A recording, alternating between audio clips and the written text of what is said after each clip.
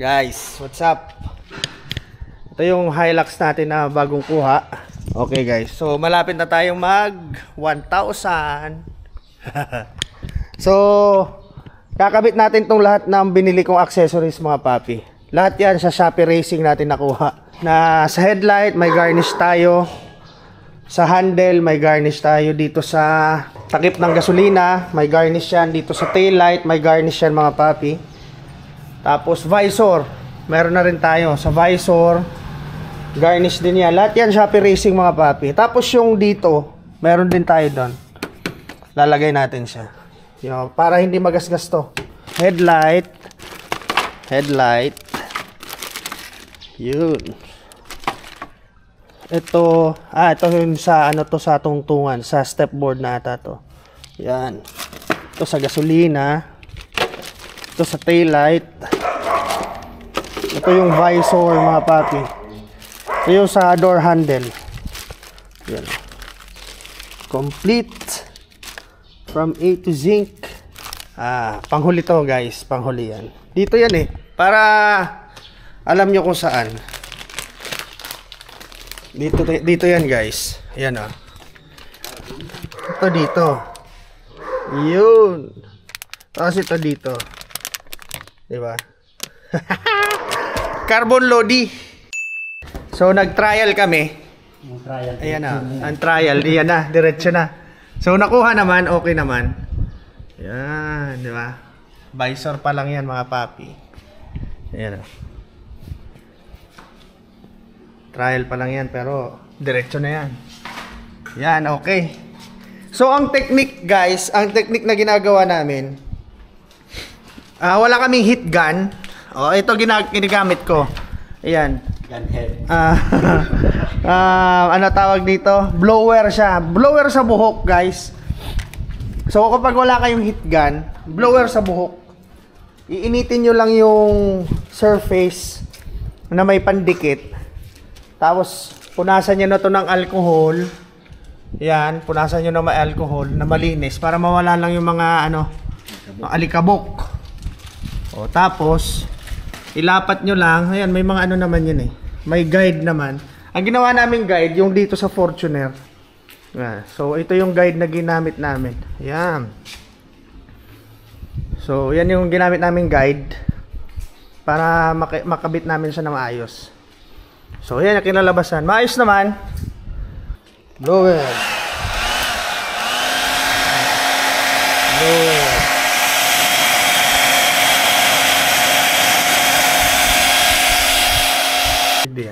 Hindi ko na. Lahat. Yun na ni. Sige. Sakto na ni. Ano mo lang dyan. Ayan. Tama. Yun, sabay yun sa ano. Yun, tama. Tapos, gagamitan niya yan. Tapos blower ulit natin.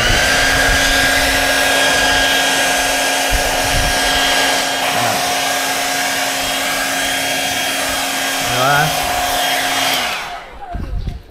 Up! Yan, kalalabasan niya mga papi. So pantay naman. Diba? Pantay. Ha? So doon naman tayo sa other side guys. So nakabit na natin lahat ng visor guys. So dito naman tayo sa mga handles. Same process pa rin mga papi ang gagawin natin. So nag-try kami dito, isa. So pagtatanggalin niyo yan mga papi, yan ang technique. Chani ang ginagamit para medyo hindi lang puting buhok. para medyo mas madali siyang tanggalin. Ayan na guys, nakabit na namin yung dito tsaka dito. So meron pa tayong ganito guys, yung sa dashboard. So ilalagay ko na to. Ayan o. Yan. Diba? Request siya ng nanay ko. Tapos ito dun sa mga gilid ng upuan. Ayan, sabit mo lang to sa seatbelt. Tapos lalagay mo lang sa gilid. Tapos ito naman dito sa armrest. Diba? Dalawa to kasi lalagyan din natin yung Fortuner, guys. Ayan. Shopee Racing lahat yan, mga papi.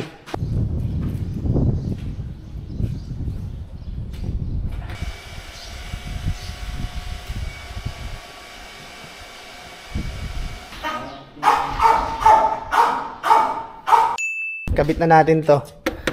Guys, ayan na. Naikabit na namin yung sa ano niya, sa driver side. Ayan oh. Hilux. Ayan, ayan. Ito. Para may protection na siya, guys. Ayan. Dito sa handle, di ba? Dito. Tapos dito.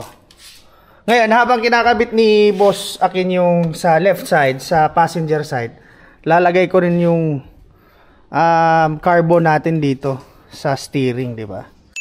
Guys, ayan na pang pinali, carbon lodi. Ayan o. Di ba? Ganda. Taillight. Ayan. So, pinakamahirap gawin dito, guys, yung pagtanggal talaga eh. So, yan talaga ang challenging. Yun ang hindi nakakatuwa. Guys, ayan na oh. Ito, protection talaga siya, mga papi, sa taillight natin oh. Tignan niyo naman.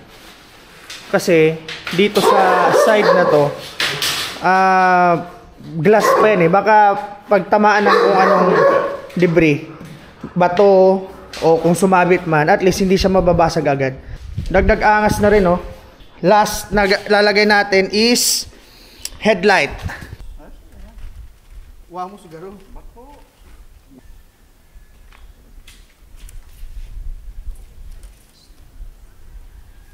Okay. Guys, okay na oh. Headlight, taillight na ilagay na natin lahat. So ang garnish, mga papi, 2,200 lang yan lahat. Magkakasama na yung headlight, taillight sa pinto. Ayan, visor naman, inabot yan mga 700 ata yan. Yung sa apakan, inabot yan mga 1,000, mga papi. Lahat to, pati to, yung sa Fortuner na yan, lahat yan. Lahat ng accessories na binili ko, na nakita nyo ngayon, inabot lang yung mga 6,000, guys. 6,000. 6,200 ata yun, to be exact. Tapos ang kinagandahan pa, nung nagpadala sila, yung sinip nila yung lahat ng accessories na binili ko, nagpadala sila ng extra double-sided tape. So lahat naman yan, mga papi, ay kami na lang nagkabit. Kasi if ipapakabit namin yan sa labas, sa mga shop, siguro abutin niya ng mga 2,000 or 2,500, mga ganyan, sa labor. Kasi minsan sa ibang shop, ang ginagawa nila kapag hindi sa kanila yung galing yung mga garnish na katulad nito, gagawin nila, papalitan pa nila ng tape. Tatanggalin nila yung nakakabit, sasabihin sa inyo, pangit yung tape na nakakabit, papalitan nila. Kasi yung tape per ruler, 70 pesos yun, mga papi. So, babayaran mo pa yun. So, yun yung na-experience natin sa, sa Fortuner. Dito naman, kami na lang nagkabit. Diba? Kaya naman pala. Ang akala ko kasi, hindi namin kaya. Baka sabi ko komplikado. Pero ngayon na trinay namin, okay naman pala. Diba? Ayan, guys. So, may mga ikakabit pa ako. Katulad nito, dito sa center console, dito, ayan, kakabit na lang yan dyan, ayan, o kaya ganyan, para Toyota, diba?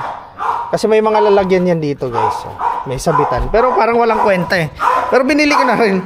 Tapos ito, dito yan, ayan o, dito, guys, yan, sa mga gilid, sa dalawang gilid. So 4 na sasakyan lalagyan natin yan, mga katulad yan, ayan pa. Tapos ito, lalagay din namin sa Fortuner yan. Ito. Gutom na ako ah. Tapos, car wash na lang din. Diba? Try namin na ipa-car wash para malaman namin kung alin yung matatanggal. Alright. So, umuulan na. So, ayan na. Natapos na namin lahat. for almost 2 hours guys na pagdikit. Natapos na rin namin. Yan na. Yan na itsura ng Hilux natin. So sa lahat ng nakatapos ng video na to mga papi, thank you sa lahat ng support. Ayan. So abangan nyo yung mga biyahe natin gamit tong Hilux na to. Alright guys, so please do like, comment, share, and subscribe sa ating YouTube channel, and then follow nyo ako sa iba pang social media accounts natin, Facebook, TikTok, saka Instagram. Alright, let's go!